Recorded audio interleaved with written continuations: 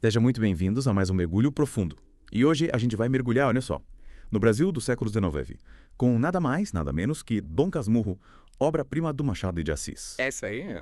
Você, nosso ouvinte, trouxe esse clássico para a gente explorar. Que legal. E prepare-se, viu? Porque a viagem promete ser fascinante. Promete, promete. O interessante de Dom Casmurro é que a gente não tá falando só de uma história de amor, sabe? É tipo um quebra-cabeça psicológico, um estudo da memória, do ciúme, da própria natureza da verdade, né?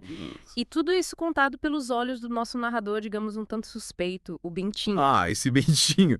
Então, vamos desvendar esse mistério do narrador não confiável. Para quem não está familiarizado, né? O Bentinho, ele conta a história da vida dele pra gente, mas a perspectiva, digamos que ela é um pouco tendenciosa. É, exatamente. O romance inteiro, ele é filtrado pelas memórias do Bentinho. E pela profunda suspeita dele, né? De que a Capitu, a amada dele, teve um caso com Escobar, o amigo próximo.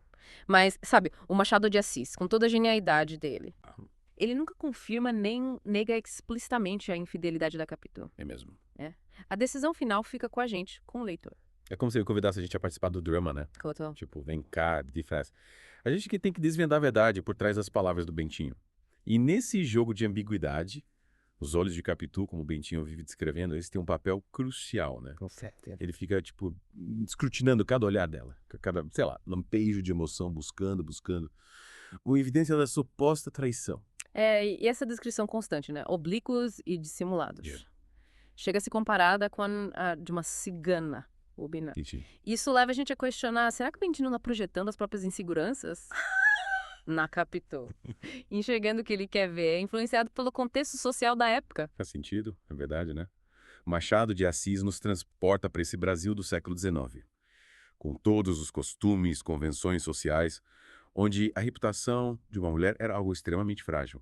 E aí as suspeitas do Bentinho, por mais, sei lá, infundadas que possam parecer hoje, elas se encaixam nesse contexto. Totalmente. E falando na Capitu, ela é uma personagem fascinante. Ela é inteligente, independente e, nossa, incrivelmente sagaz. Tem um episódio que ela finge concordar com a Dona Glória que o Bentinho seria um bom padre, mesmo sabendo que isso significaria o fim do relacionamento deles, né? Nossa. É uma prova da astúcia dela. Ela entende as regras do jogo e sabe como usá-las a favor dela. E não podemos esquecer do José Dias, né? É verdade. O agregado da família figura tão presente na trama. Ele é uma espécie de alívio cômico, né? Sempre usando aquela linguagem rebuscada para parecer mais importante do que ele realmente é. Mas por trás dessa fachada, o José Dias exerce uma influência considerável sobre o Bentinho, né? Verdade.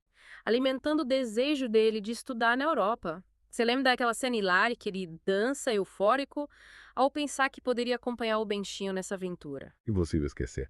Mas é importante a gente destacar também o Escobar, né? O grande amigo do Bentinho. Que, assim como a Capitu, é descrito com olhos claros e um tanto evasivos. Parece que Machado de Assis, propositalmente, traça esses paralelos entre as descrições físicas e psicológicas da Capitu do Escobar, né? Leva a gente, o leitor, a tecer as próprias conclusões. Sem dúvida. E a morte prematura do Escobar adiciona, tipo, mais uma camada de mistério na história. O Bentinho se torna o executor do testamento dele, o que dá a ele ainda mais motivos para se fixar no relacionamento do amigo a Capitu. Exatamente. É como se a teia de suspeitas que o Machado de Assis tece, ela se tornasse cada vez mais intrincada, né? A gente fica preso nas malhas dela. Totalmente.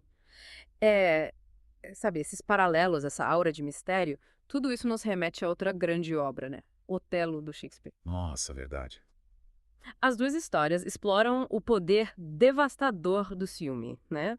Mostrando como ele distorce a percepção e como ele pode, tipo, envenenar até os relacionamentos mais sólidos. É verdade. E Dom Casmurro, Machado de Assis, ele apresenta pra gente uma série de situações que alimentam as suspeitas do Bentinho, né? A cena em que a Capitu observa um homem a cavalo, por exemplo, despertando o ciúme do marido, é um exemplo perfeito disso. A explicação que ela dá, eu só li porque não tinha nada entre a gente, eu sou quase calculista, fria, sabe? Exatamente. E essa ambiguidade, ela é o que torna o romance tão cativante. A gente fica o tempo todo tentando decifrar, né? O que é real e o que é produto da mente, digamos, obsessiva do Bentinho. A gente fica nesse vai e vem. Machado de Assis brinca com a nossa percepção de verdade, de memória, né? Faz a gente questionar se as lembranças do Bentinho são realmente precisas ou se elas foram distorcidas pelos próprios preconceitos e inseguranças. Sim, total. Essa incerteza, ela se estende também à própria natureza do amor entre o Bentinho e a Capitu, né? A gente testemunha o romance apaixonado da juventude, as brincadeiras, a profunda conexão que eles têm. Mas aí a dúvida, ela se instala, né? A gente fica, peraí, mas será que esse amor foi genuíno? Ou foi uma ilusão criada pelo desejo do Bentinho? A gente fica sem saber. E a maestria com que o Machado de Assis usa a linguagem, gente, é de tirar o chapéu. É verdade. Através das palavras, ele constrói retratos vívidos da sociedade brasileira do século XIX, com suas hierarquias sociais, seus costumes, seus dilemas. É um dos aspectos que faz o Dom Casmurro uma obra-prima da literatura, né? O realismo com que o Machado de Assis retrata a complexidade da natureza humana, com suas falhas, suas contradições. Eu me lembro da cena em que a Capitu promete que o Bentinho vai batizar o primeiro filho dela, sabe? Sim. A forma fria, distante com que ela faz essa promessa. Quase como se estivesse falando de, sei lá, um objeto. Me causa arrepio. Nossa! E essa cena resume a ambiguidade que permeia toda a narrativa. E as metáforas? Os santos olhos da teologia, que o José Dias tanto fala. A comparação da felicidade conjugal com ganhar na loteria. É mesmo. Tudo isso adiciona camadas de significado, de ironia à trama. E aí que a coisa fica interessante. Machado de Assis não dá respostas fáceis pra gente, né? Não. Ele dá as pistas, os indícios. E a gente que lute pra juntar as peças do quebra-cabeça, né? Construir a nossa própria interpretação da história. Totalmente. É como se ele nos desafiasse, né? A confrontar os nossos próprios vieses, os nossos próprios preconceitos. Será que a gente é tão objetivo quanto pensa? Ou a gente também tá suscetível a enxergar só o que quer ver, como o Bentinho? Faz a gente pensar. Sabe, esse mergulho Dom Casmurro me inspirou a reler a obra com outros olhos. Buscar detalhes que, sei lá, na primeira leitura me passaram despercebidos. Essa é a beleza da grande literatura, né? A cada releitura a gente descobre novas nuances, novas camadas de significado. Dom Casmurro é um convite a múltiplas interpretações. Uma obra que nos instiga a repensar as nossas certezas. É verdade. E aí eu te pergunto, qual o legado de Dom Casmurro para a literatura brasileira? Para a literatura mundial? O que torna essa obra tão relevante mesmo depois de mais de um século da publicação? Boa pergunta.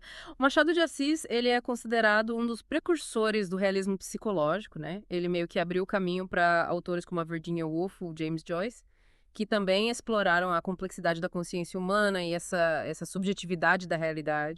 A obra dele, ela transcendeu as fronteiras do Brasil, né? Influenciou a literatura mundial com originalidade e profundidade. E Dom Casmurro, especificamente, continua fascinando leitores no mundo todo, né? Sim. Porque ele aborda temas que são universais. Isso. Amor, ciúme, a memória, a natureza. A esquiva da verdade. É uma história que fica com a gente, sabe? Verdade. Muito depois de terminar a leitura. Provocando reflexões, questionamentos. E o mais interessante é que o Machado de Assis, com toda a inteligência e sutileza, ele nunca impõe uma resposta definitiva pra gente. Ele apresenta as evidências, as contradições, e deixa a gente livre para tirar nossas próprias conclusões. Ele dá isca, mas a gente que tem que pescar. Exatamente. Olha, depois desse mergulho profundo, eu sinto que eu descobri novas camadas de significado em Dom Casmurro, sabe? Legal! É incrível como uma obra escrita há mais de um século pode ser tão relevante hoje em dia. É porque o Machado de Assis, ele captou a essência da experiência humana, né? Os dilemas, as angústias, as incertezas, que nos acompanham em todas as épocas. E ele fez isso com maestria, né? Usando a linguagem de forma precisa e elegante. Sim, nunca subestimar a inteligência do leitor. Dom Casmurro é uma obra aberta a múltiplas interpretações. Um convite à reflexão, ao debate. Eu acho que com esse mergulho profundo a gente contribuiu para esse debate, né? Explorando a complexidade dos personagens, as nuances da trama, as técnicas literárias, enfim, que fazem de Dom Casmurro esse clássico atemporal. Sem dúvidas. E sem revelar o final da história para quem ainda não conhece. É verdade. A gente deixa aquele gostinho de queira mais. Para cada um se aventurar nesse universo rico, intrigante, criado pelo Machado de Assis. Antes de a gente encerrar, eu queria deixar uma última provocação aqui. Tá. Ao longo do romance, o Bentinho, ele se fixa nos olhos da Capitu, né? Sim. Buscando neles a confirmação da culpa dela. Mas e se esses olhos, oblíquos e dissimulados, forem apenas um reflexo da própria percepção distorcida do Bentinho? E se, no fim das contas, o verdadeiro ato de traição for o ciúme dele, que o leva a destruir o amor, a confiança que ele sentia pela Capitu? Nossa, que imagem poderosa para a gente finalizar a nossa conversa. Faz a gente questionar tudo o que a gente pensava que sabia sobre a história, mostrando que a verdade pode ser muito mais complexa, ambígua do que a gente imagina. É essa a marca do Dom Casmurro. Uma obra que desafia, instiga e convida a gente a confrontar os mistérios que habitam, né, no nosso interior. É isso aí.